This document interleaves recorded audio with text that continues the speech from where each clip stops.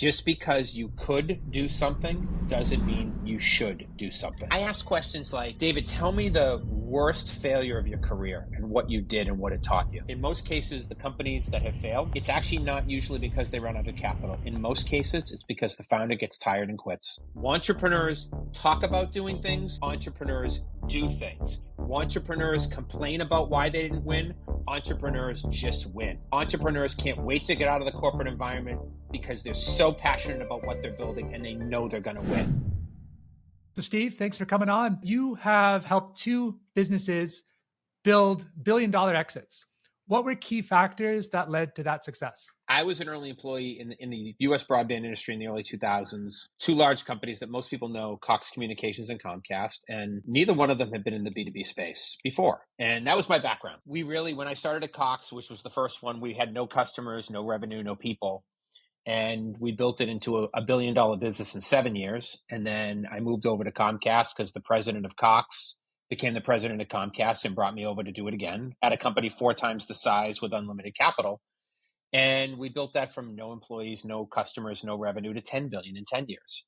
And I say the common theme was, I think you have to see things that others don't. So everybody said, cable companies can't sell business. Businesses aren't going to want to buy from a cable company. They're used to having it in their home. And we're like, well, why won't they? They buy from the telephone company. Why wouldn't they buy from the cable company? Well, no one has an alternative. Verizon and AT&T have all the market share because they're the Ma Bell. And I'm like, well, why does it have to be that way? Why can't there be other players? And why can't other people provide value? So we saw things others didn't. And when I think of my post-corporate days in the startup world that I work in now, very similar. Like my founders at the early stage companies, they see things that others don't, and they dream the impossible. And as soon as someone tells them it can't be done, they figure out a way. So those were the common themes, both in my corporate life and now in my early stage life with early stage founders. How did building massive revenue engines in a corporate environment differ from scaling early stage startups? Different in the sense of, it was entrepreneurial in nature in the corporate life because it had never been done before. And we had to build a lot of the systems and stuff from scratch. So that was very similar to the startup ecosystem. The biggest difference was in the corporate life, we didn't have to worry about making payroll every 2 weeks. We didn't have to worry about where our next meal was coming from. We didn't have to worry about no one knowing our brand and no one recognizing who we were because we were pretty known entities. People knew us in their house. We were just now applying that to their business. So it was very different in that. When you're a startup, no one knows your brand. They don't know your product. They don't know you. So you have to build all of that simultaneously with building the product, getting the customers, and growing the company. So that was the similarity and also the major difference between the 2 worlds. What led to you burning out in 2018? And what was your mindset when you decided to pivot from corporate executive to hands-on early stage founder? Great question. I just got tired.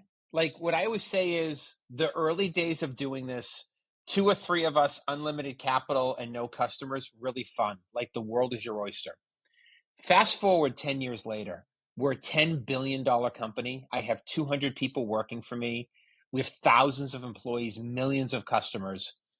It became like a bank, David. I was managing a P&L. It was all about, you gain these customers, lost these customers. Can we squeeze 1 point of margin out of the business more than we did last quarter or last month? And you really were managing a P&L instead of managing growth and opportunity. And it's not that it's good or bad. I was very fortunate. That just became less fun to me. And what I always say, and it's just the way I live my life, when it stops being fun, stop doing it.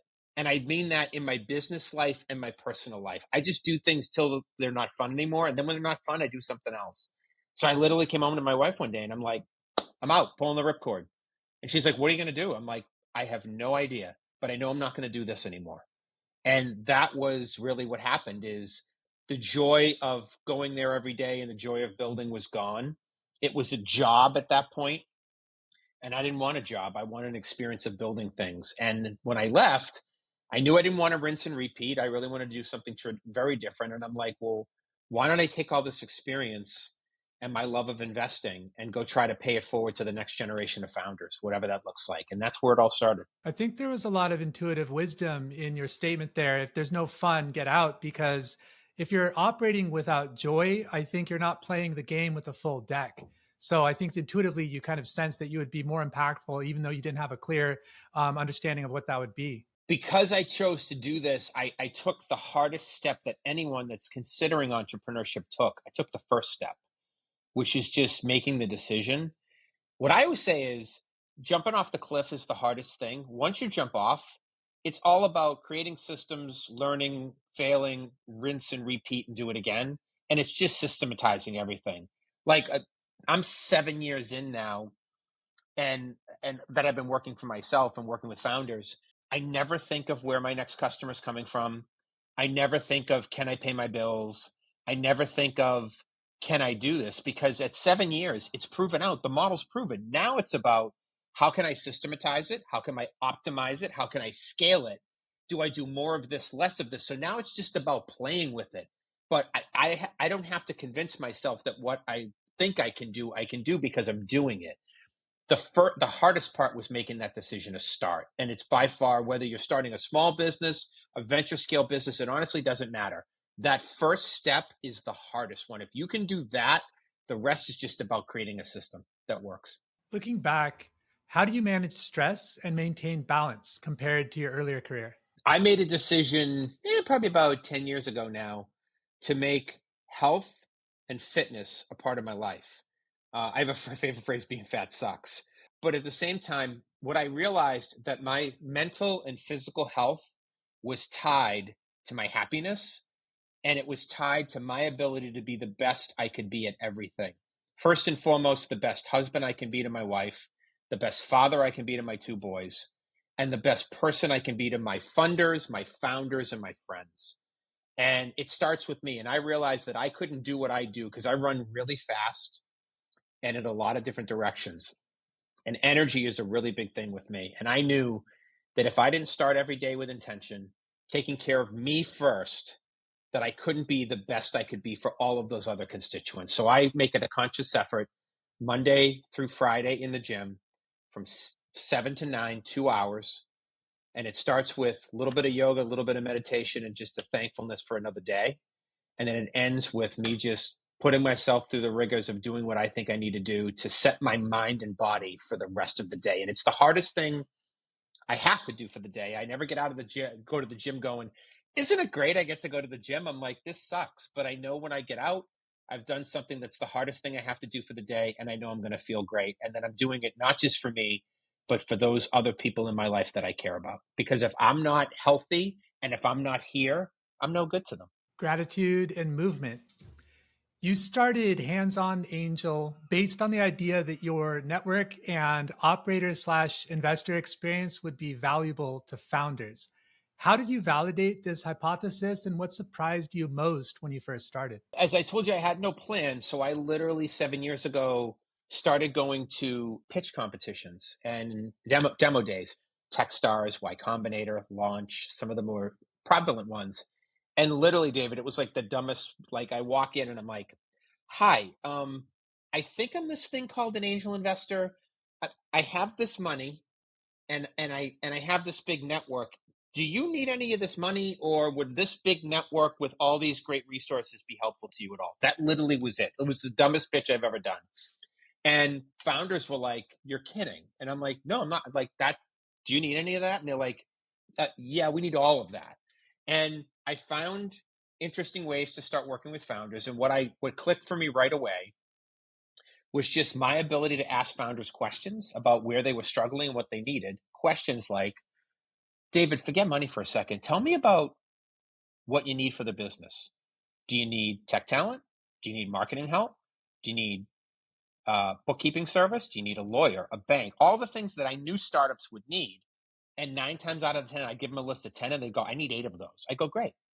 Boop, boop. And I literally go, okay, so, banking, great. Here's 2 banks I know. Here's 5 lawyers I know. And I would just start making connections. And it wasn't the simple, here's a website, knock yourself out.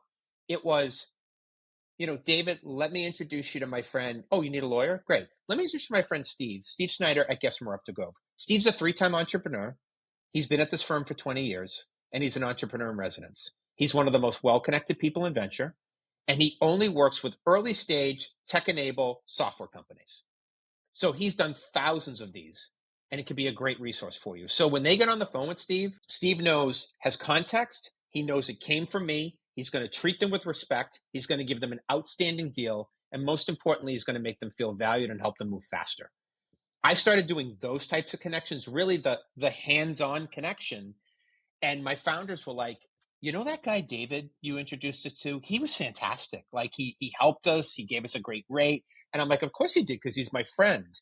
And I only put people in contact with people that I know and that can provide tremendous value. And founders just got that. And they started calling me more and going, can you do that again? I go, what do you mean? They go, well, this time we need a marketing agency. You know any? I'm like, great, here's two. And they're like, next time we need a tech help. Do you know any tech development firms? And the more I did it, the more they wanted it. And then they'd be like, Steve, this is our friend David. He's got a startup too. Can you help him too? And I'm like, sure. And one became two and two became five. And now 7 years later, I've worked with like 67 companies. I've invested in those companies. 9 of them have exited to date. We've raised 1.2 billion together.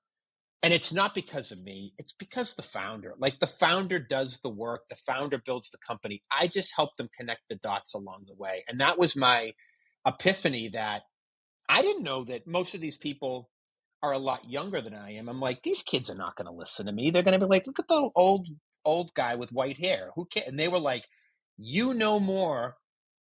You've forgotten more about business than we know. You can help us. And it was a real unlock for me. That was the moment. Another interesting stat there is more than half of those 67 companies that you invested in have gone to Series A. So congratulations there. That's quite a feat. It's pretty good indication they're not going to die. It doesn't mean they're going to have a huge exit, but Series A is sort of that point where if you can get to A, you're probably 2 to 4 years in. You've gotten past that. I call it the death zone for founders. That first 12 to 24 months, they're going to do something. What that something is it an acqui-hire, IPO? We don't know, but they're probably going to survive. And that's the big metric I look at, is how many of my companies can get to A, because then the interesting stuff really happens. You describe yourself as a contrarian investor. What does that mean in practice? Here's the dirty little secret about the venture capital industry for founders.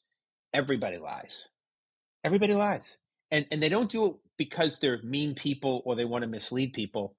They do it because they don't want to miss a deal, and they don't want to have the courage to give you the kind candor that you deserve of telling you, maybe you're not ready to raise venture. Maybe your deck isn't good enough. And I feel that does a disservice to the founders. First of all, it wastes a lot of time. So founders are having conversations they really shouldn't be having. But more importantly, it doesn't help the founder get better. Instead of telling them you don't have enough traction, how about telling them, this is the traction you need to have for us to be interested.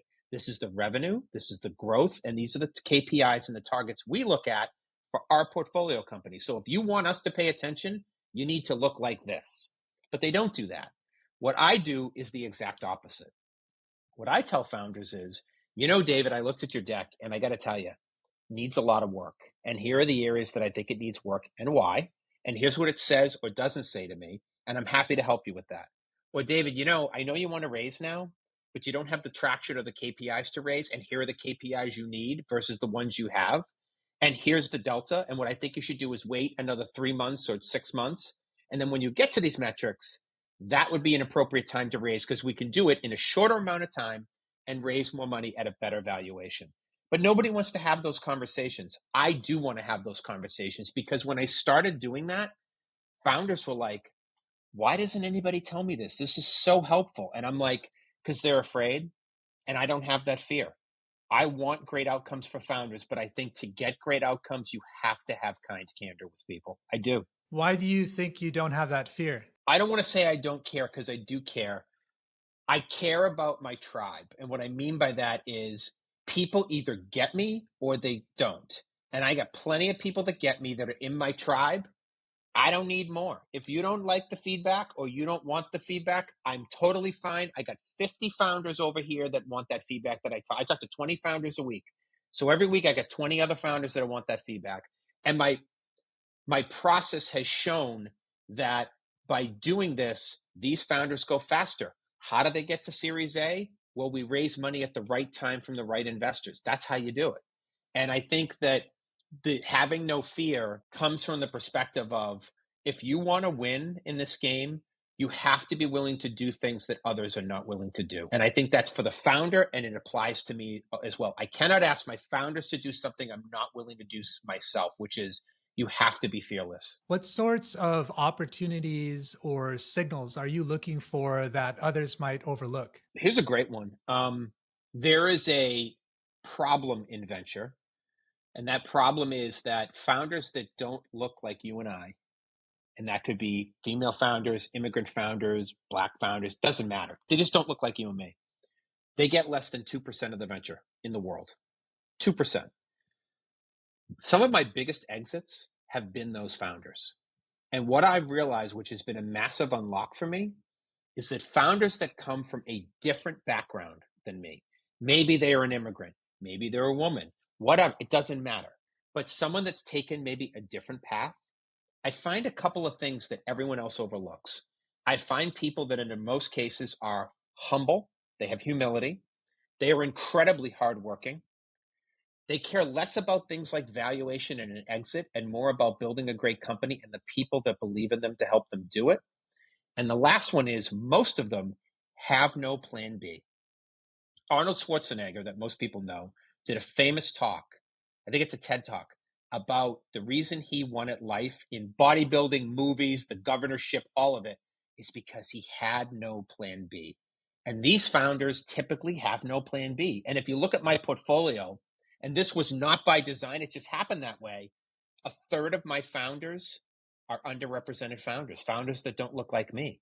And I think that's a massive unlock for me. And I'm fine that venture ignores it because it's more fun for me to hang out with them. I almost feel like I got a ticket to the seat at the cool kids table and no one else has tickets. It's awesome. How do you balance gut instinct versus data in your decision making? At where I play at the pre-seed stage, a lot of it is gut instinct. And you may have heard this phrase before, David.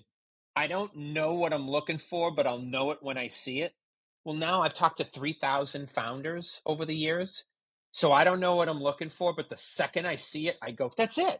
It's just it. It could be their path. It could be, I ask questions like, David, tell me the worst failure of your career and what you did and what it taught you. It's very telling. Some founders will be like, I had a thing. It was no big deal. Some founders are like, oh, let me just, like the last company, it imploded. Let me tell you how. But that's telling to me. I look for founders that can learn. I look for founders that are coachable. Like when I get on the phone and a founder just wants to tell me how smart they are and I'm an idiot and they don't need me, there's no reason for us to talk any further. Like I love founders that want to learn. I'm 53 years old. I learn every single day from my founders. I think I'm as coachable now as I was 20 years ago. And I think that's a great skill. And I look for that. And those are like those intangible things. The data stuff at the early stage, what I tell people is LOIs are better than no revenue. Revenue is better than LOIs. More revenue is better than less revenue. So the more KPIs you have and the more growth and virality to what you're doing as it comes to data, the better you can position yourself. Everyone's like, well, how much? I go, I don't know, but more is always better. And that's really, when I look at data, I'm going, I don't care if they have $100,000 a month. What I care about is they may only have $10,000 a month, but Steve, 60 days ago, it was $500. It's growing at 30, 40% a month and it's compounding and people are banging down our door to buy our product. We just don't have enough capacity, AKA capital. That's where we could use your help. So it doesn't have to be metrics that are so big that you're like, oh, here's the next Tesla.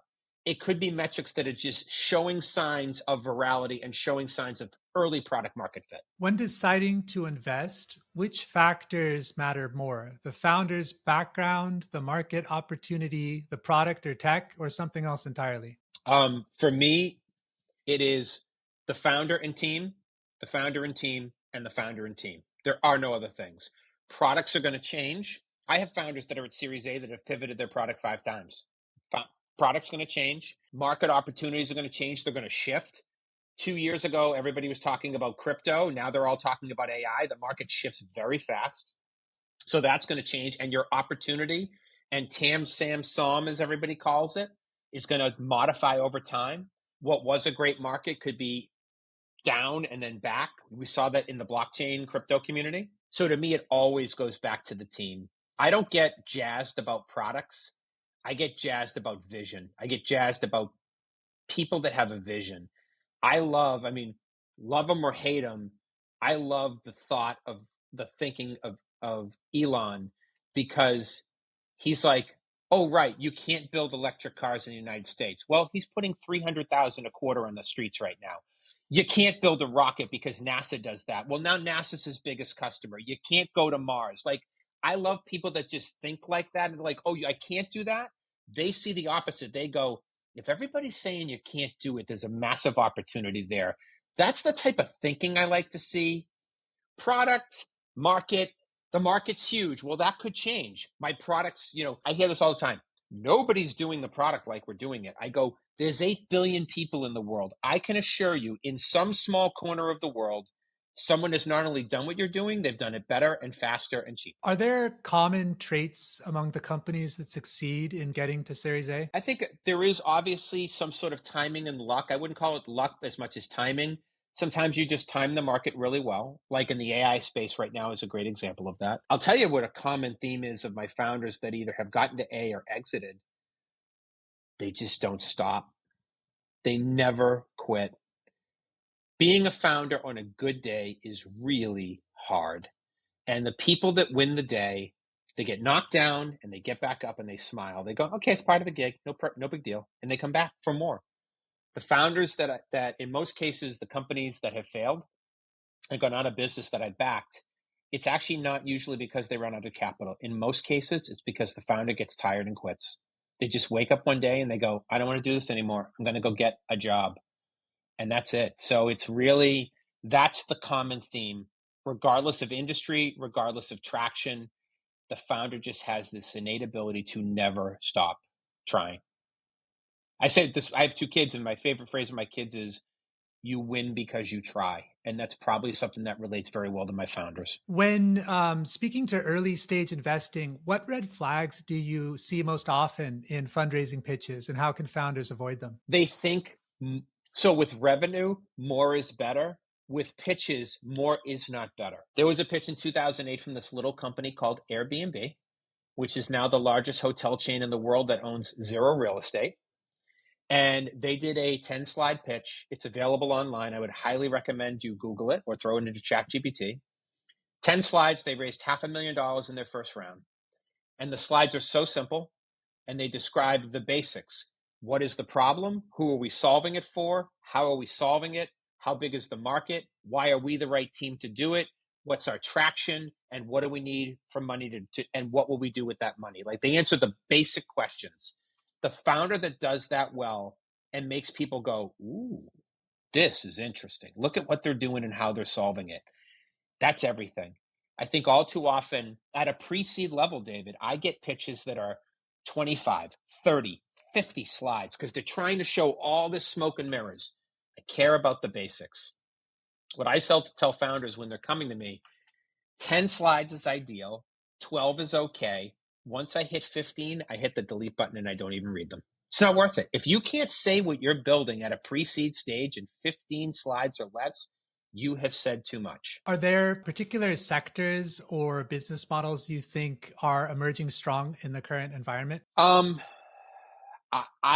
have a bias to B2B or B2B2C, because I think anytime you can sell a one-to-many approach where someone else brings the customers and the user base, whether that's employees or their users, I think that's a very highly scalable model.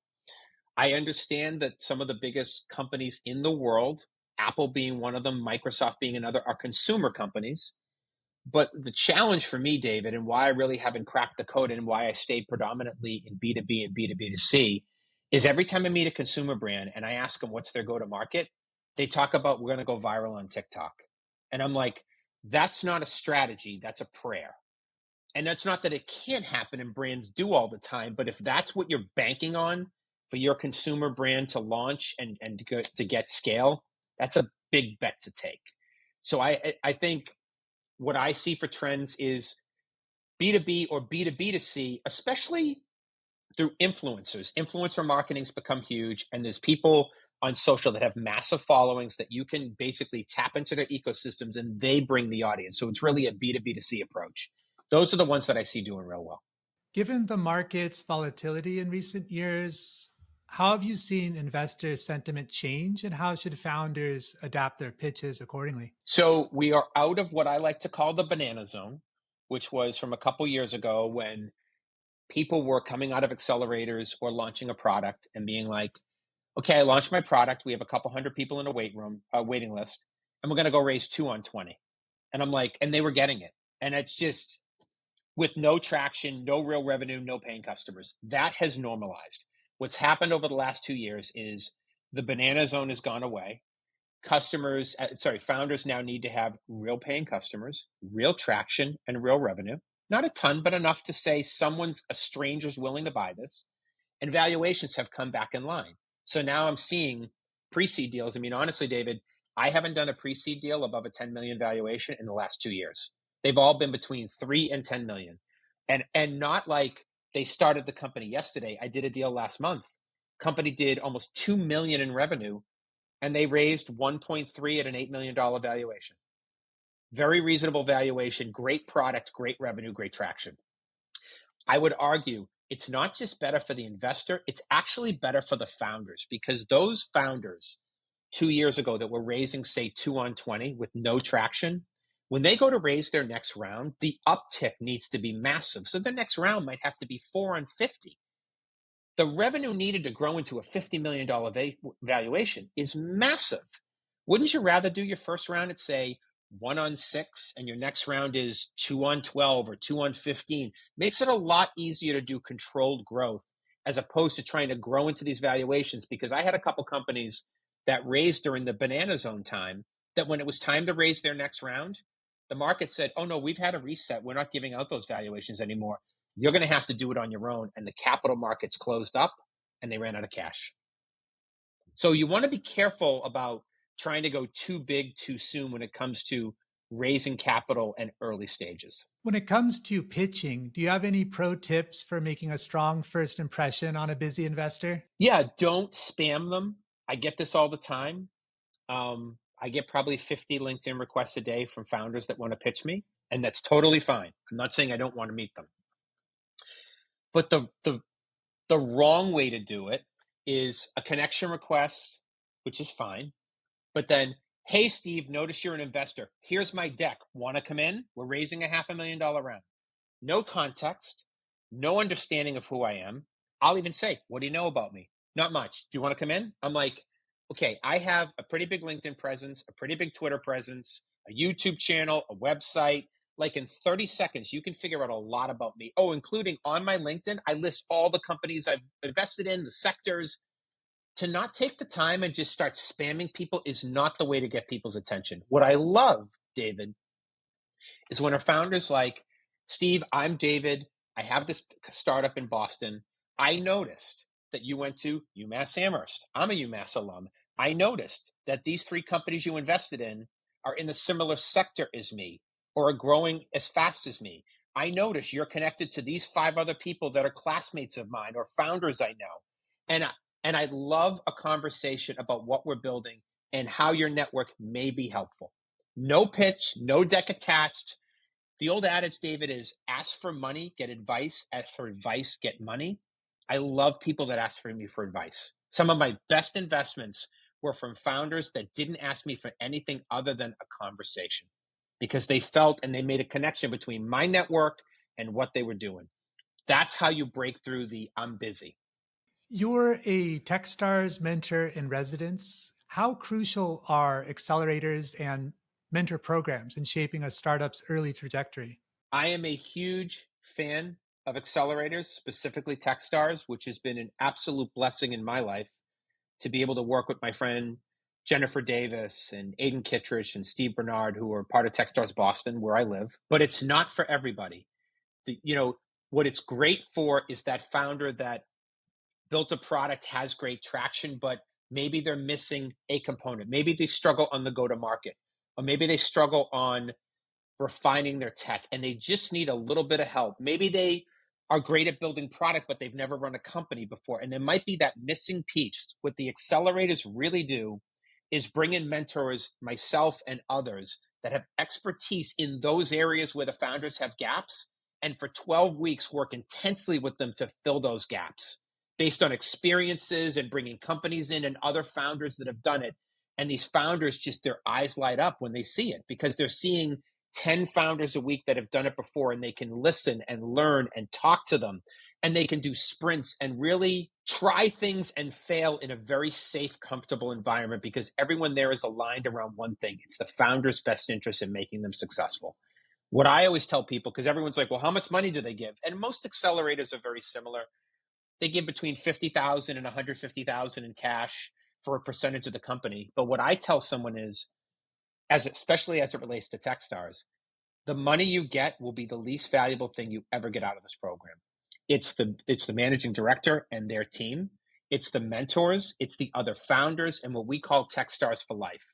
It's the ability to connect with the thousands of other founders that have gone through the Techstars program who are willing to help and eager to learn.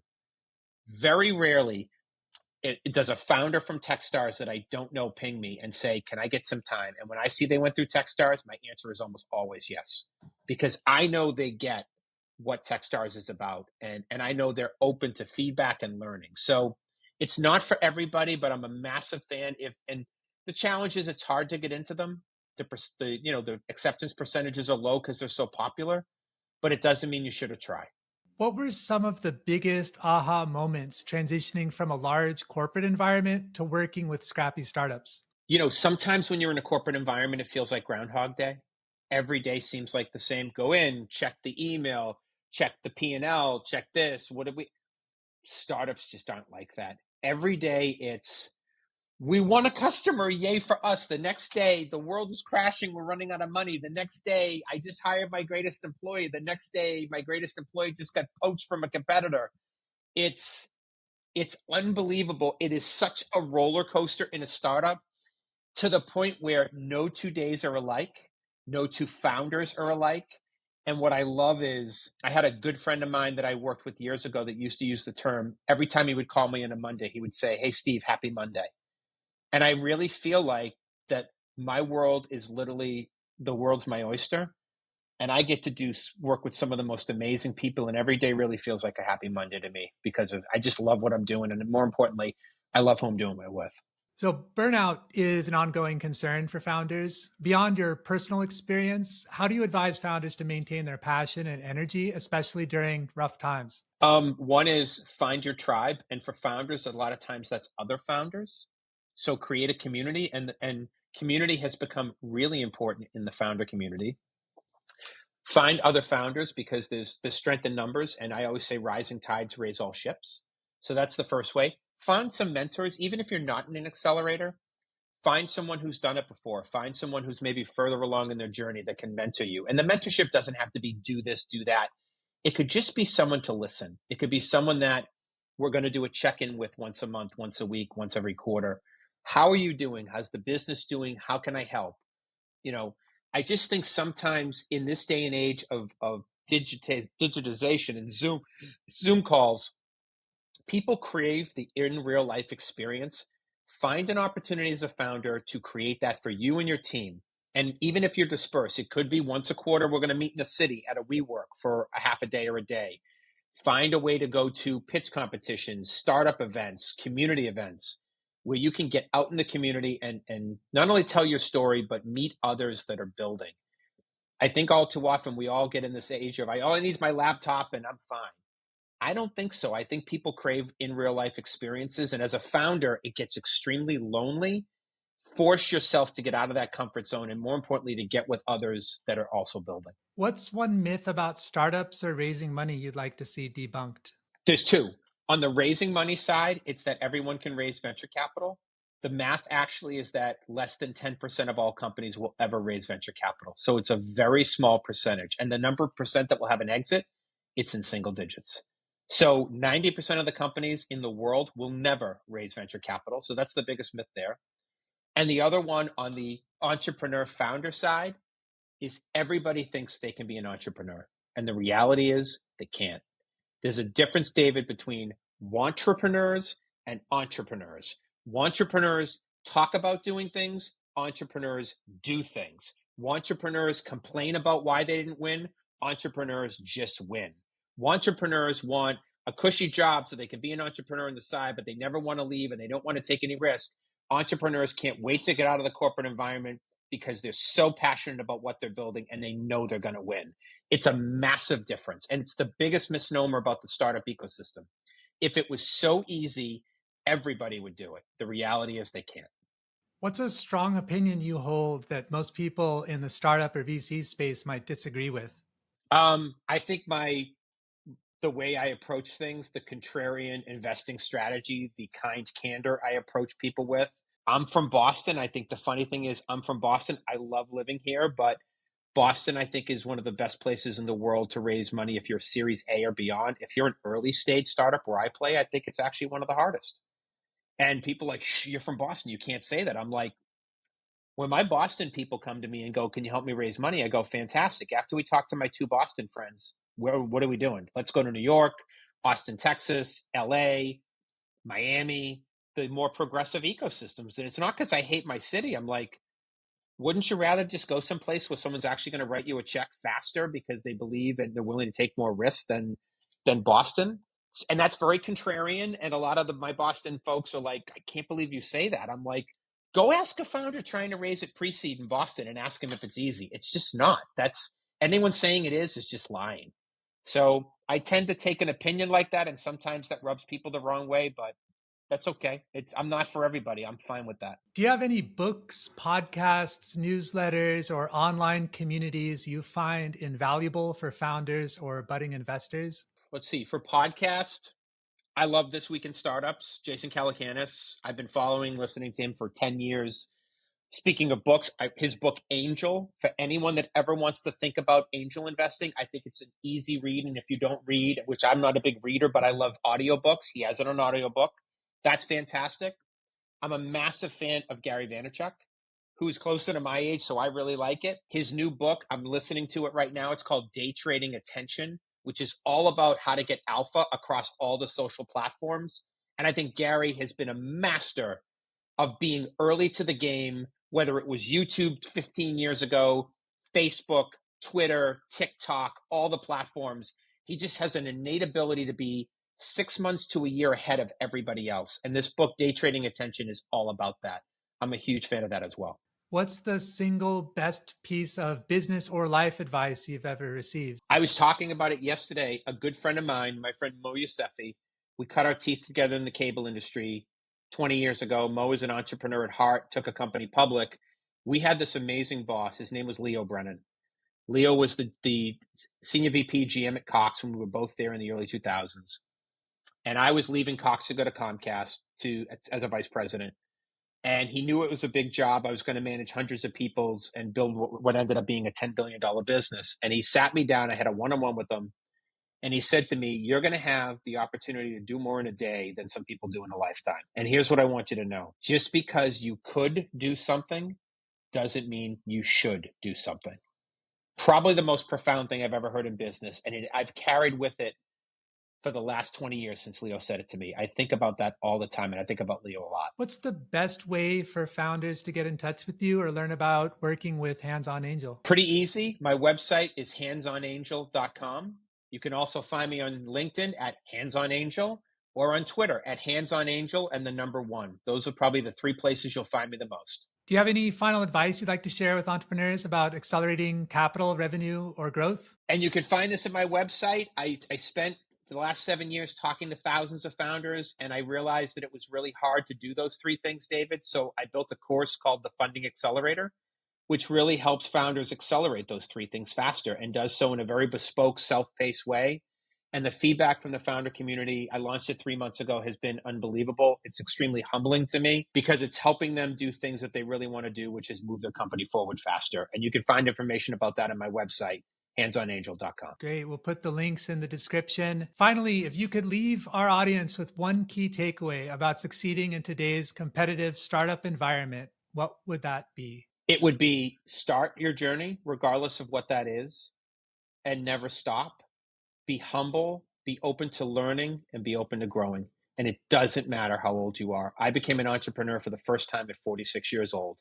Mm-hmm. And I felt like now at 53, I'm just getting started. Thanks for sharing some of your insights with us today, Steve. It's fascinating. I appreciate you, my friend.